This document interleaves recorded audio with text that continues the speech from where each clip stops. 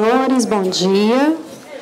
Solicitamos a todos que ocupem os seus lugares e aos portadores de telefone celular a gentileza de desligarem os seus aparelhos ou mantê-los em modo silencioso. Obrigada. Assistiremos agora um vídeo documentário dos 30 anos do Centro de Estudos Avançados, CEAM-UNB.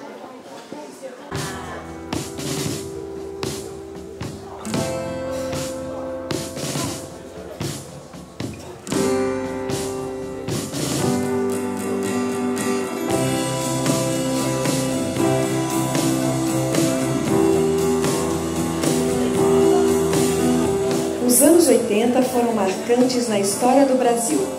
A criação de partidos políticos e o surgimento dos movimentos sociais deram início ao processo de democratização do país, que culminou com a proclamação da Constituição de 1988.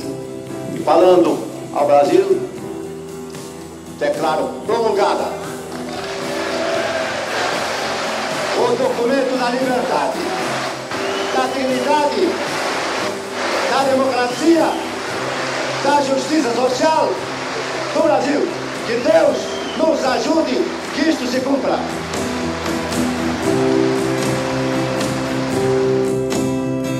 No meio de tantas mudanças no país, uma afetou a Universidade de Brasília diretamente.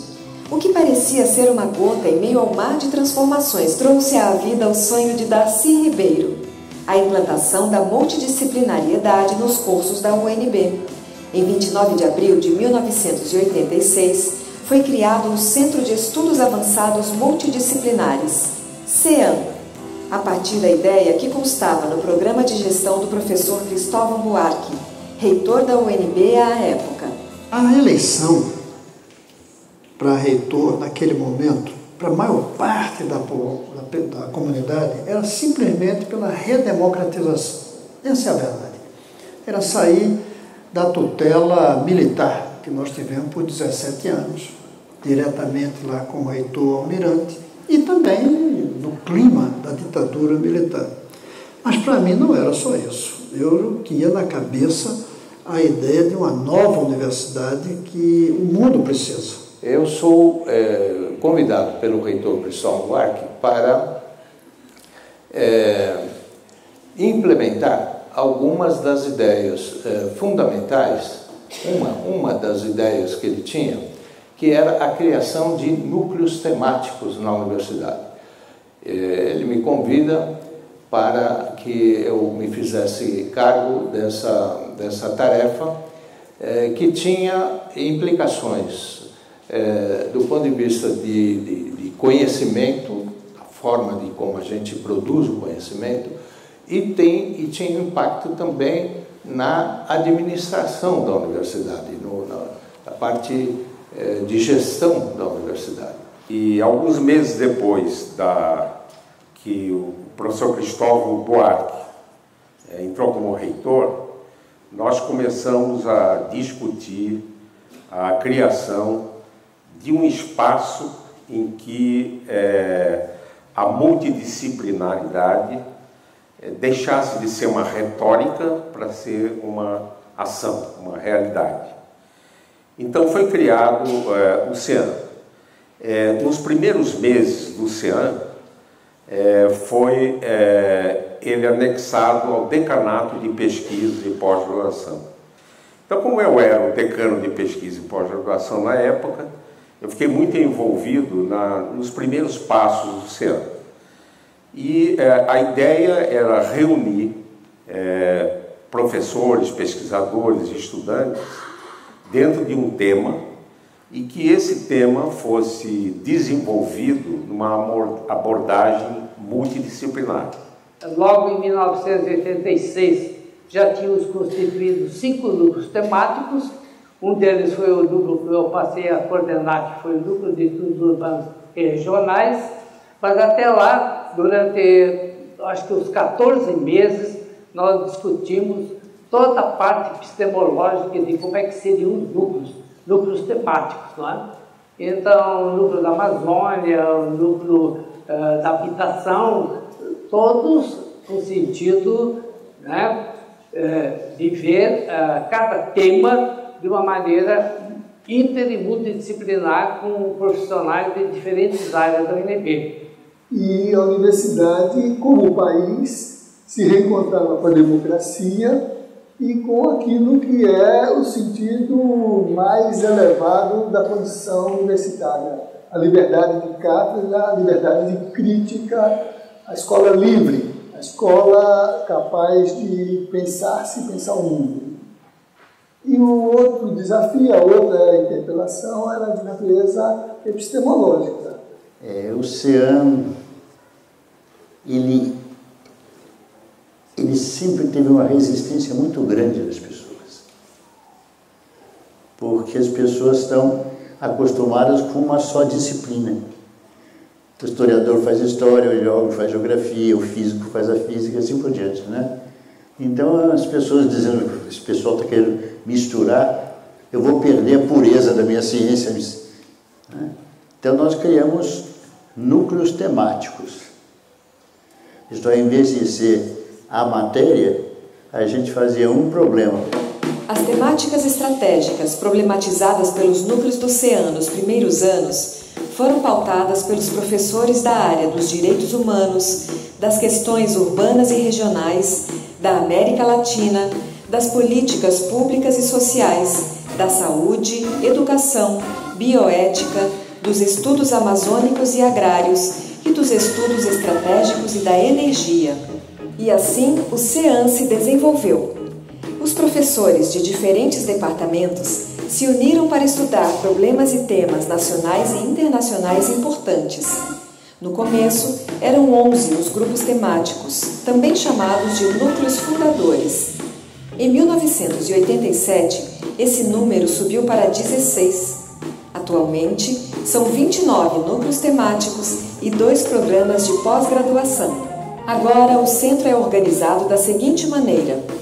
Os 29 núcleos temáticos são dispostos em 5 eixos estratégicos: direitos humanos, políticas públicas, desenvolvimento, meio ambiente e sociedade, contextos internacionais e regionais, e linguagem, comunicação, cultura e arte. O Centro de Estudos Avançados Multidisciplinares foi e é muito importante, não só na produção do conhecimento, mas de propósitos que foram substantivas e estratégicas para democratizar os interesses da sociedade, dos trabalhadores e de todos aqueles que necessitem que esse conhecimento sirva para aprofundar a discussão sobre a importância dos direitos humanos, da democracia e da organização da classe trabalhadora e daqueles que estão na sociedade buscando que os seus direitos sejam efetivados.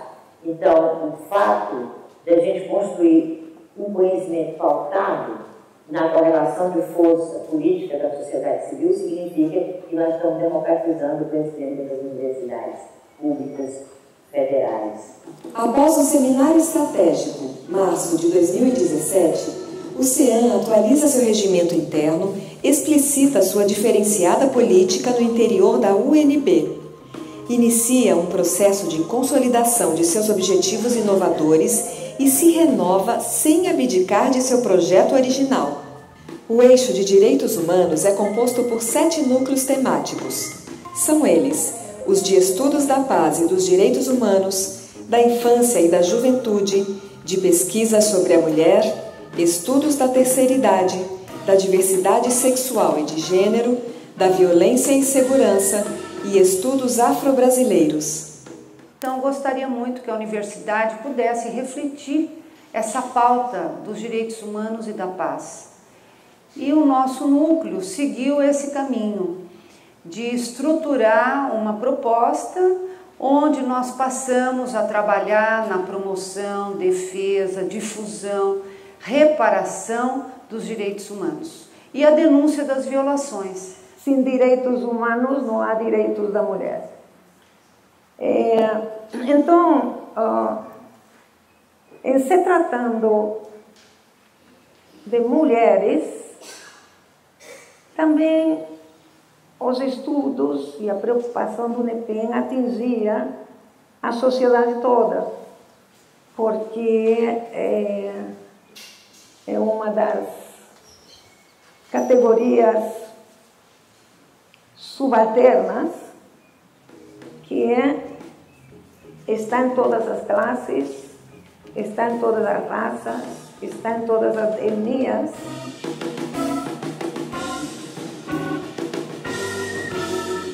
A nossa centralidade tem sido e certamente será de desenvolver pesquisas sobre as questões relativas às mulheres, toda a questão relativa à discussão de gênero e, basicamente, dando enfoque às questões da violência contra as mulheres e às violências de gênero, sempre tendo a perspectiva feminista como orientadora, uma perspectiva crítica e política também, do ponto de vista tanto da teoria quanto do ponto de vista da ação e da intervenção social.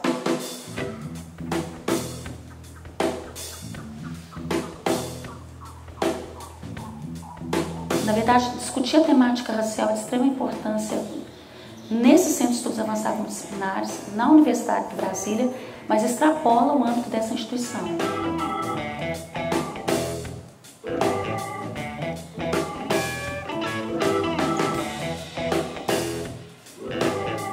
Ao longo desses anos de existência do núcleo, uma das principais contribuições foi o próprio impulsionamento de marcos de garantia de direitos para essa população dentro da própria universidade.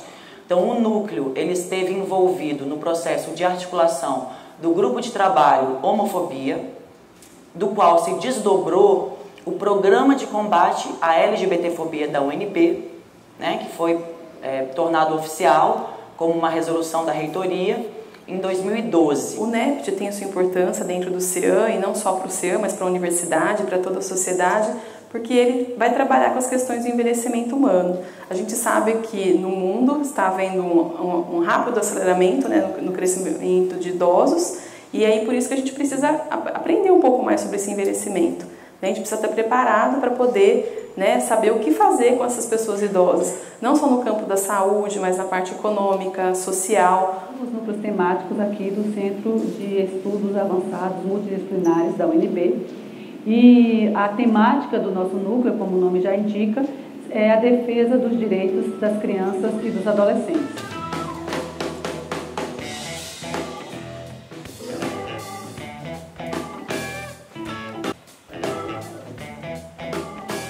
Nós nos demos conta de que era já oportuno, necessário ter o nosso núcleo de uma forma mais específica, porque cada vez mais as pesquisas que inicialmente tinham alguma relação mais forte com a violência contra a mulher foram tomando dimensões. Esse aspecto da violência contra a mulher e da violência de gênero não foi eliminado, o núcleo ainda trabalha com isso, mas a gente acabou também por trazer outras temáticas de pesquisa. Outros 7 núcleos temáticos estão alocados no eixo de políticas públicas.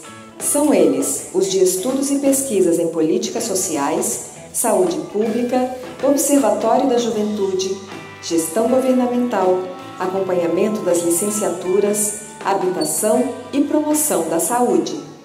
Este núcleo foi criado em 1987, portanto, um ano depois da criação do CEAM.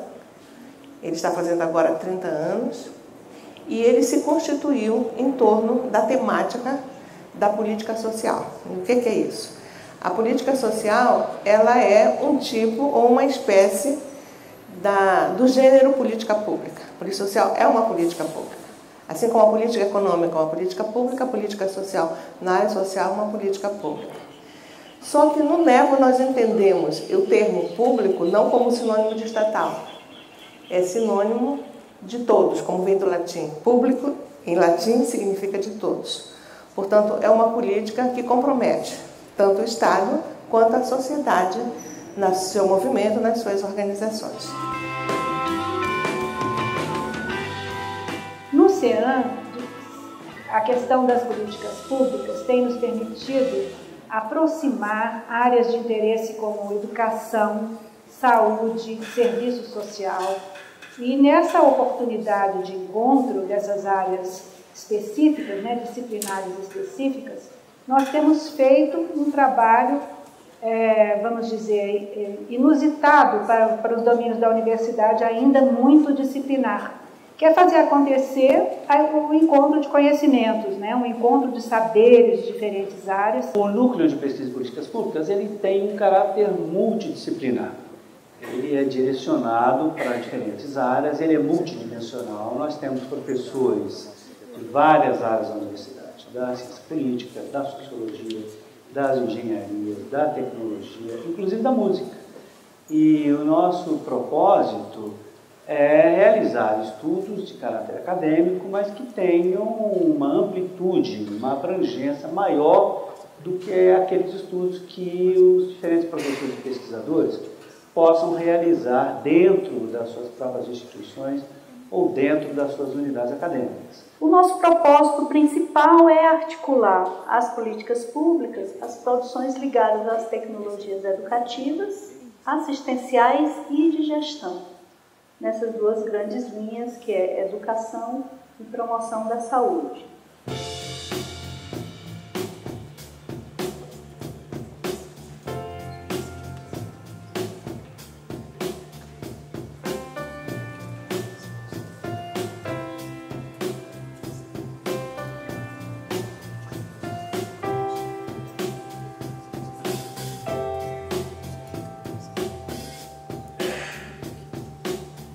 Os núcleos de pesquisas e estudos ambientais, agrários, amazônicos, urbanos e regionais e de política científica e tecnológica estão no eixo de desenvolvimento, meio ambiente e sociedade.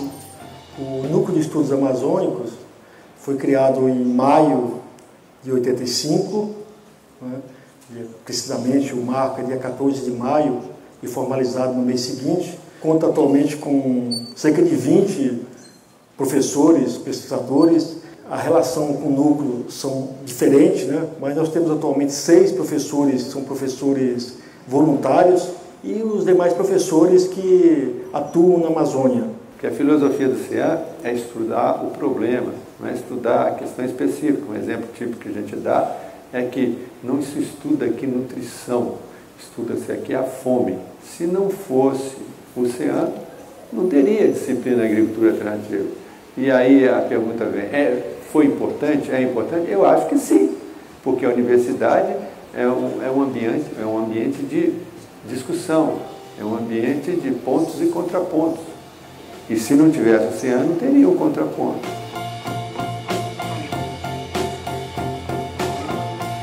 O eixo de contextos internacionais e regionais reúne os núcleos temáticos de pesquisas e estudos latino-americanos e cubanos, europeus, asiáticos e do Mercosul, de estudos multilaterais, negócios internacionais, turismo e logística.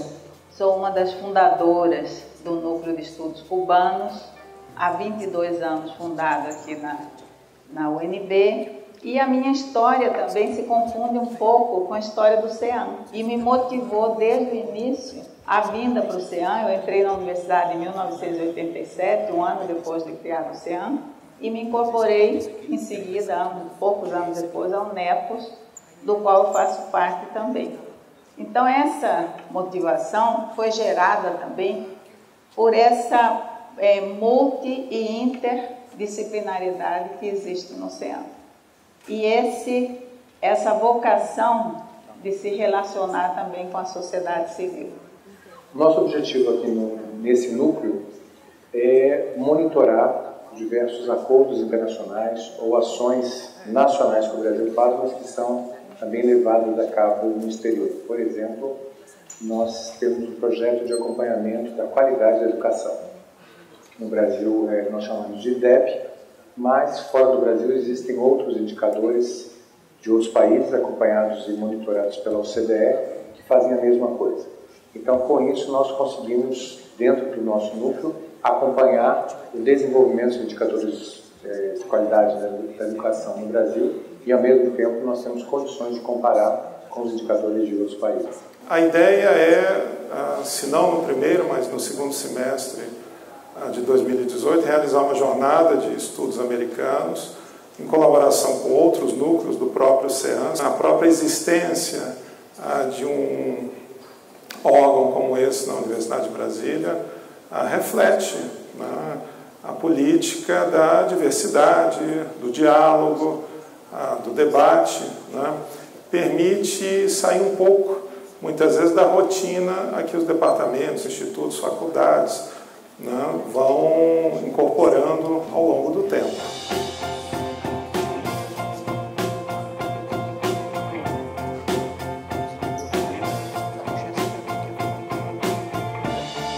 Já o quinto eixo é composto por temas relativos à linguagem, comunicação, cultura e arte.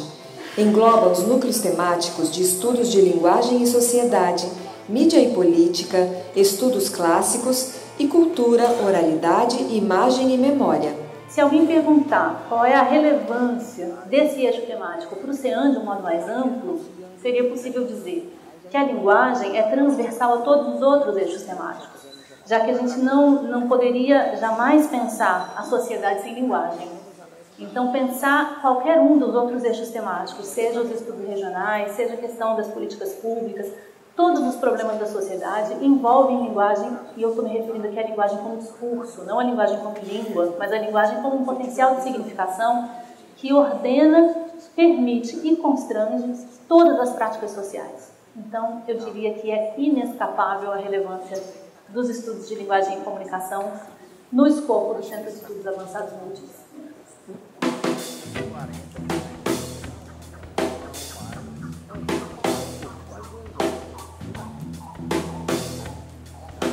E o NECO, né, entra também no bojo com a professora Dalgisa, e só que no processo ele muda de nome.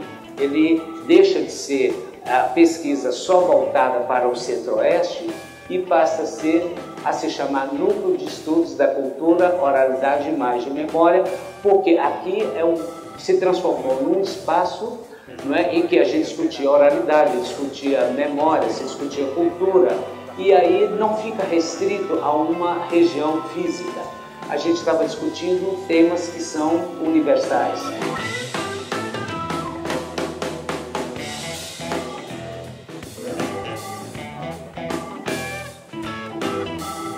O crescimento do CEAN é visível. Desde 2013, entre graduação, mestrado e doutorado, mais de 6.000 estudantes fizeram seus estudos e pesquisas por aqui, por meio de disciplinas de módulo livre e dos programas de pós-graduação em Direitos Humanos e Cidadania e em Desenvolvimento, Sociedade e Cooperação Internacional. Hoje o CEAN conta com 2 programas que nós trabalhamos em conjunto, os 2 programas, nós dividimos os espaços físicos e também todas as dificuldades em ter programas interdisciplinares num país e numa universidade que pensa em caixinhas. O CEAN, né, quando ele foi proposto e foi criado em 85, veio para romper um pouco, né, com as caixinhas, com esse modelo, né, um modelo disciplinar. É um programa interdisciplinar, um programa que tem 3 linhas de pesquisa, importante para a formação de profissionais no pensamento dos direitos humanos de forma interdisciplinar. A estratégia deu certo. Em 2017, pela primeira vez nos últimos 5 anos, o número de vagas ocupadas por alunos de graduação foi maior que as vagas ofertadas.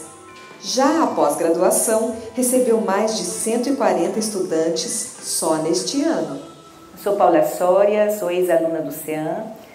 Fui a primeira mulher cigana, né, de origem romani, com doutorado na América Latina. Aqui na UNB fiz mestrado e doutorado. Minha tese foi premiada em 2016 pelo Departamento de Literatura, pela UNB. Hoje em dia as universidades elas estão muito ainda acostumadas a uma visão muito disciplinar do conhecimento. Então nós temos muita dificuldade em fazer um diálogo entre as disciplinas, um diálogo metodológico em torno de problemas que são problemas reais. Para a Universidade de Brasília é um orgulho enorme ter o CEAN cada vez mais forte. Então nós agora, nesta comemoração, estamos cada vez mas fortalecendo o CEAN, e temos certeza que o CEAN, nos próximos 50 anos, trará muitas alegrias para a Universidade de Brasília. O planejamento estratégico do CEAN, iniciado em 2017, tem traçado algumas linhas para a elaboração e efetivação da política do CEAN.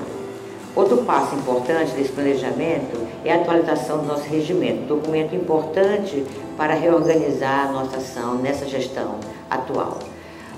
Um terceiro passo também, que é estratégico desse planejamento, é analisar os avanços e a expansão do CEAN, não só em nível local, como nacional e internacional. Sobretudo, na questão da internacionalização do CEAN, a gente tem feito uma parceria muito grande com instituições latino-americanas, de Portugal e da África.